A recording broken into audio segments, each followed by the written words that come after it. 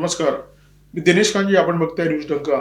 जगाने कधी कल्पना केली नसेल अशा गोष्टी अमेरिकेचे राष्ट्राध्यक्ष डोनाल्ड ट्रम्प यांच्या कार्यकाळामध्ये घडताना दिसत आहेत. अमेरिका आणि भारताच्या संबंधांमध्ये बऱ्यापैकी कडवटपणा आलेला आहे. चीन आणि भारत हे दोन शेजारी देश आपसातले मतभेद कमी करून संबंध मजबूत करण्याचा प्रयत्न करत आहेत. 22 आणि 23 जून या 2 दिवशी नवी दिल्लीमध्ये ब्रिक्स देशांच्या राष्ट्रीय सुरक्षा सल्लागारांची बैठक पार पडली. या बैठकीसाठी चीनचे परराष्ट्र मंत्री वांग यी नवी दिल्लीमध्ये दाखल झाले होते. दुसऱ्या बाजूला केंद्रीय वाणिज्य मंत्री पियुष गोयल यांनी मुक्त व्यापार करारासाठी जे अमेरिकी शिष्टमंडळ भारतामध्ये आलेलं आहे त्यांच्या प्रमुखाचं नवी दिल्लीमध्ये स्वागत केलं. भारताची भूमिका सध्या अशी आहे की चीन आणि अमेरिका या दोन्ही देशांना भारताने समान अंतरावर ठेवलेलं आहे, परंतु त्यातल्या त्यात चीन बरोबर जवळीक निर्माण झालेली आहे. याच विषयावर या व्हिडिओमध्ये बोलणार आहोत, परंतु व्हिडिओ सुरू करण्यापूर्वी एक छोटीशी विनंती. आमचं चॅनल सबस्क्राईब करा आणि जर आवडला तर व्हिडिओ लाईक करा, शेअर करा, हाईप करा. कुणाच्या तरी बाजूने कुणाच्या तरी विरोधात उभं राहायचं ही भारताची परराष्ट्र नीती कधीच नव्हती.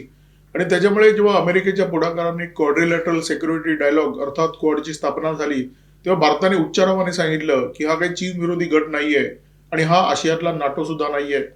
आणि अशाच प्रकारच्या परराष्ट्र धोरणामुळे आज ही परिस्थिती आहे की चीनचे परराष्ट्र मंत्री भारतात येऊन आपले राष्ट्रीय सुरक्षा सल्लागार अजित डोवाल यांच्याबरोबर चर्चा करू शकतात. आणि त्याचवेळी मुक्त व्यापार करारासाठी अमेरिकी शिष्टमंडळ भारतामध्ये दाखल होतं आणि ते चर्चा करतं आपले केंद्रीय वाणिज्य मंत्री पियुष गोयल यांच्यासोबत.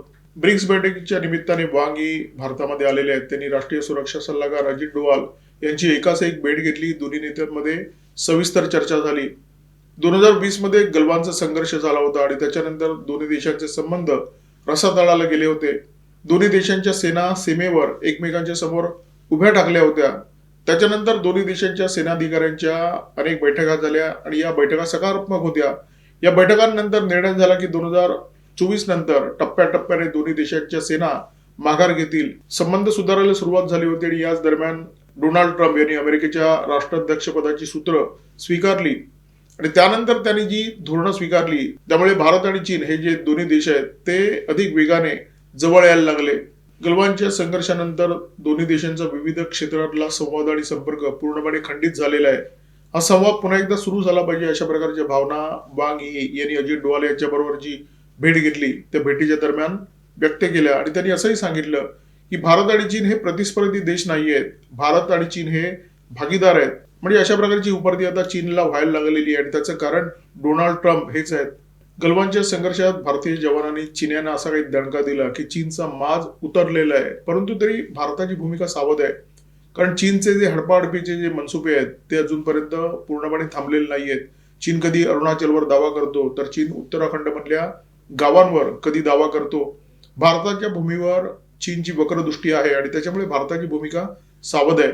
चीनला किती जवळ येऊ द्यायचं, चीनवर किती विश्वास ठेवायचा याच्याबद्दल भारताचं नेतृत्व, भारताचे सेनाधिकारी वारंवार विचार करत असतात. परंतु सध्याचं डोनाल्ड ट्रम्प यांचं जे धोरण आहे ते धोरण पाहिल्यानंतर भारताला असं लक्षात येतं की चीन बरोबर तात्पुरती तरी काहीतरी अंडरस्टँडिंग आपण ठेवली पाहिजे, चीन बरोबर संबंध सुधारले पाहिजे, चीन बरोबर जवळीक निर्माण केली पाहिजे. आणि ही भावना भारताच्या नेतृत्वाच्या मनामध्ये निर्माण होते. त्याचं एकमेव कारण म्हणजे डोनाल्ड ट्रम्प आहेत.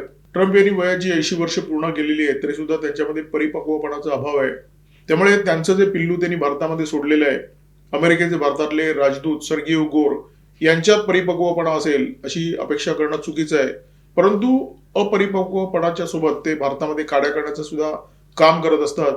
काही महिन्यापूर्वी त्यांनी भारताच्या पश्चिम कमांडला भेट दिली होती. तामिळनाडूचे मुख्यमंत्री विजय जोसेफ यांचा काल वाढदिवस होता. सर्गिओ गोर या निमित्त त्यांना भेटले, त्यांनी विजय जोसेफ यांना शुभेच्छा दिल्या आणि त्याच्यानंतर एक्सवर त्यांनी एक पोस्ट टाकली. ही पोस्ट वादग्रस्त ठरलेली आहे. या पोस्टमध्ये सर्गिओ गोर यांनी विजय जोसेफ यांना वाढदिवसाच्या शुभेच्छा दिलेल्या आहेत आणि त्यानंतर ते म्हणतात की व्यापार, गुंतवणूक, पुरवठा साखळी, ऊर्जा आणि इंधन अशा अनेक क्षेत्रामध्ये दोन्ही देशांच्या सहकार्याला खूप मोठा वाव आहे. आता खरं तर विजय जोसेफ हे तामिळनाडूचे मुख्यमंत्री आहेत. सर्गिओ गोर त्यांच्याबद्दल जेव्हा बोलतात तेव्हा त्यांनी तामिळनाडूबद्दल बोललं पाहिजे होतं, तामिळनाडूच्या लोकांबद्दल बोललं पाहिजे होतं, विजय जोसेफ यांच्याबद्दल बोललं पाहिजे होतं. परंतु विजय जोसेफ यांच्याबद्दल बोलत असताना ते बोलले संपूर्ण भारताबद्दल. कुणाला वाटू शकेल की सर्गिओ गोर यांनी जी पोस्ट केली ती चुकून केली, परंतु ही चूक नव्हती, ही आगळीक होती. आणि ही आगळीक अमेरिकेचे मुत्सद्दी, अमेरिकेच्या थिंक टँक वारंवार करत असतात. दक्षिणेमध्ये मुठभर लोक अशी आहेत ज्यांच्या मनामध्ये फुटीरतेची भावना आहे. त्यांना असं वाटतं की दक्षिणेतली जी राज्य आहे ती स्वतंत्र राष्ट्र आहेत आणि ही जी फुटीरतेची भावना आहे त्याला हवं देण्याचं काम अमेरिकेकडून कायम होत असतं. आता सर्गिओ गोर जे काय म्हणाले आपल्या दोन देशांमध्ये, त्या दोन देशांमध्ये त्यांना संपूर्ण भारत अपेक्षित नाहीये. त्यांनी बोट दाखवलेलं आहे तामिळनाडूकडे आणि त्याच्यामुळे ही पोस्ट अत्यंत वादग्रस्त ठरली. अनेक लोकांनी त्याच्यावर आक्षेप घेतले. अमेरिकेचे मुत्सद्दी जेव्हा दक्षिणेतल्या नेत्यांना भेटतात तेव्हा त्यांचा जो हेतू असतो तो सरळ नसतो. आता सर्गिओ गोर भारतात आल्यानंतर योगी आदित्यनाथ यांचे सुद्धा वाढदिवस झाले असतील, परंतु सर्गिओ गोर कधी योगी आदित्यनाथ यांना भेटले नाहीत, त्यांना शुभेच्छा देण्याचा सुद्धा त्यांनी प्रयत्न केला नाही. परंतु दक्षिणेतल्या नेत्यांना अमेरिकेचे मुत्सद्दी वारंवार भेटत असतात. 2024च्या लोकसभा निवडणुकांचे निकाल जेव्हा जाहीर झाले तेव्हा हैदराबाद मधल्या अमेरिकेच्या कौन्सल जनरल जेनिफर लार्सन यांनी आंध्र प्रदेशचे मुख्यमंत्री चंद्राबाबू नायडू यांची गाठभेट घेतली. कारण निकालानंतर एक गोष्ट स्पष्ट झाली होती की भाजपकडे स्वतःचं बहुमत नाहीये. तेलुगू देसम आणि जदायू या दोन मोठ्या पक्षांच्या आधारावर भाजपने सरकार स्थापन केलं होतं आणि त्याच्यानंतर जेनिफर लार्सन यांनी चंद्राबाबू नायडू यांची गाठभेट घेतली होती आणि या भेटीमुळे देशामध्ये अमेरिकेबाबत एक संशयाचं धुकं निर्माण झालं होतं. अमेरिकी मुत्सद्द्यांच्या या कुरापतीमध्ये प्रचंड सातत्य आहे. ते प्रयत्न करत असतात भारताच्या अंतर्गत बाबींमध्ये ढवळाढवळ करण्याचा आणि दुसऱ्या बाजूला डोनाल्ड ट्रम्प तर उघडपणे पाकिस्तानच्या पालख्या खांद्यावर नाचवण्याचं काम करत आहेत. डोनाल्ड ट्रम्प वारंवार म्हणतात की India is great country, Narendra Modi is great prime minister, Narendra Modi is my friend वगैरे वगैरे, परंतु त्यांच्या मनामध्ये निश्चितपणे काळबेरा आहे.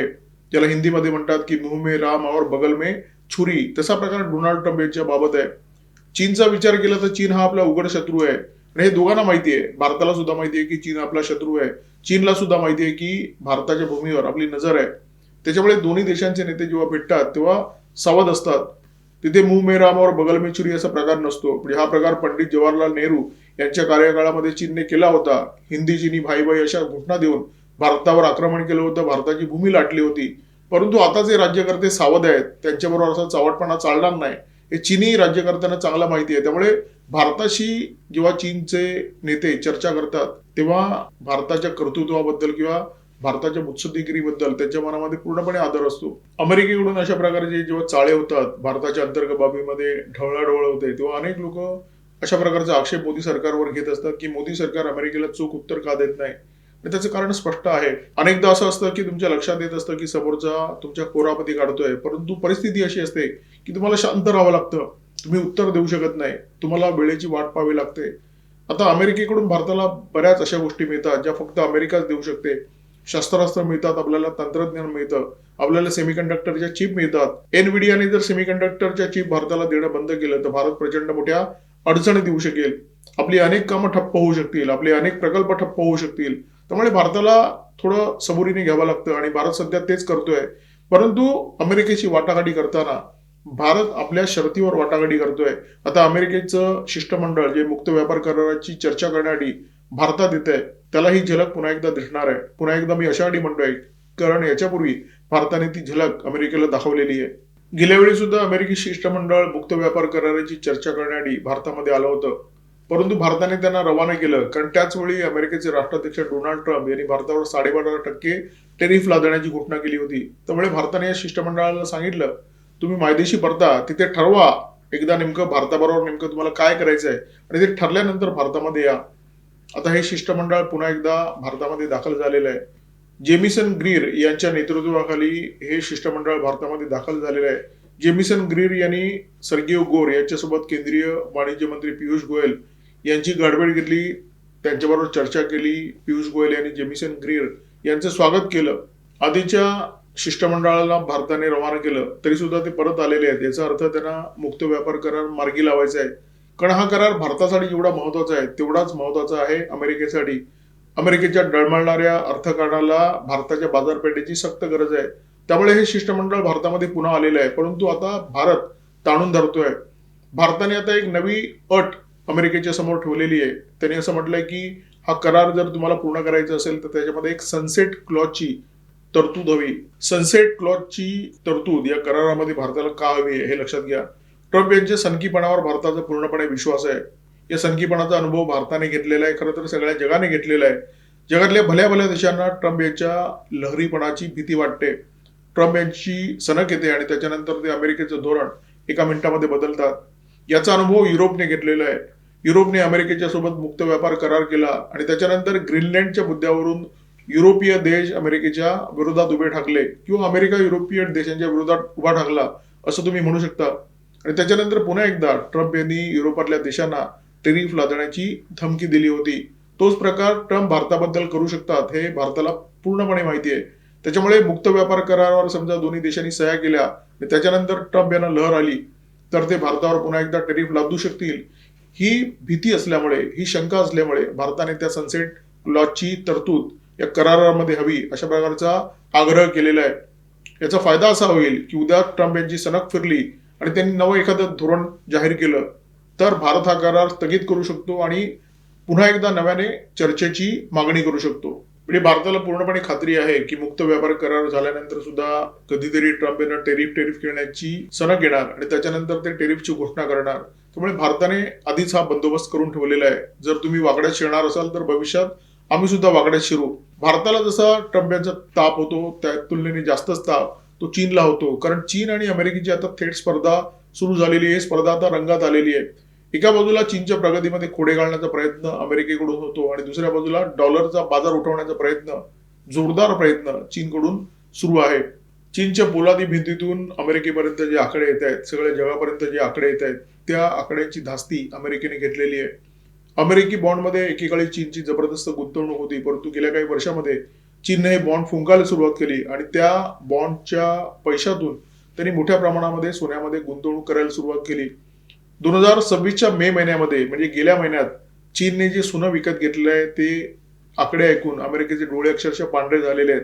खरं तर सगळ्या जगाचे डोळे पांढरे झालेले आहेत.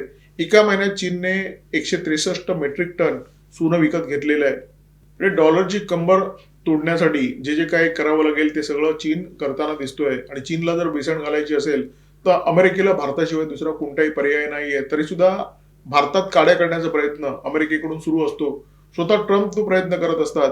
काही दिवसापूर्वी त्यांना सनक आली आणि त्यांनी त्यांच्या इंडो पॅसिफिक कमांडचं जे नाव आहे ते बदलून टाकलं. त्याला इंडो त्यांनी वगळला आणि फक्त या कमांडला आता पॅसिफिक कमांड म्हटलं जाईल अशा प्रकारची घोषणा केली. आता त्यांच्या एखाद्या कमांडच्या नावातून ते इंडो वगळतात, त्याचा भारताला काय तोटा होणार आहे? भारतावर काही फरक पडणार नाहीये. भारताचा हिंदी महासागरावर जो दबदबा आहे किंवा एकूणच भारताच्या नौदलाची जी मजबूती आहे त्याच्यावर यामुळे काही परिणाम होणार नाहीये. तरी सुद्धा अमेरिकेला चाळे करावेसे वाटतात आणि हे चाळे भारताच्या मनामध्ये, भारतीयांच्या मनामध्ये संशय कल्लोळ निर्माण करणारे आहेत. आंतरराष्ट्रीय राजकारणामध्ये कायमचे मित्र नसतात, कायमचे शत्रू नसतात. कायम असतो तो फक्त प्रत्येक देशाचा नागडा स्वार्थ. जगातल्या अनेक देशांना माहिती होतं, भारताच्या हे खूप उशिरा लक्षात आलं आणि भारताने आता चीनबाबत तेच धोरण स्वीकारायचं ठरवलेलं आहे. चीन भारताच्या जवळ येण्याचा प्रयत्न करतोय आणि भारताने सुद्धा चीनला जवळ करण्याचा निर्णय घेतलेला दिसतोय. वांग ही जे ब्रिक्सच्या बैठकीमध्ये आले होते ते असं म्हणाले की ग्लोबल साऊथच्या देशांचं नेतृत्व 2 देश करतात, एक चीन आणि 2 भारत. हे दोन्ही देश जेव्हा प्रगती करतील तेव्हा खऱ्या अर्थाने आधुनिकतेचा प्रवास वेगवान होईल. जेव्हा जेव्हा चीन आणि भारतातले पंगे वाढले तेव्हा ब्रिक्स खिळखिळी झाली, कारण ब्रिक्समधले अत्यंत महत्वाचे देश आहेत. आणि जेव्हा जेव्हा हे 2 देश एकत्र आले तेव्हा ब्रिक्स मजबूत झाली आणि ब्रिक्सची जगाला प्रचंड गरज आहे डॉलरचा माज उतरवण्यासाठी आणि अमेरिकेची मस्ती जिरवण्यासाठी. योगायोग म्हणजे वांग यी यांनी ब्रिक्सच्या बैठकीमध्ये ज्या प्रकारची भूमिका मांडली, आपले राष्ट्रीय सुरक्षा सल्लागार अजित डोवाल यांनी मांडलेली भूमिका वांग यी यांच्या भूमिकेला समांतर जाणारी होती. ते असं म्हणाले की उदयोन्मुख अर्थव्यवस्थांना एकत्र करून बहुध्रुवीय जगाची निर्मिती करणं आणि ग्लोबल साऊथचा आवाज मजबूत करणं हा ब्रिक्सचा मूळ उद्देश होता. म्हणजे त्यांनी आठवण करून दिली की ब्रिक्सची स्थापना नेमकी कशासाठी झालेली आहे.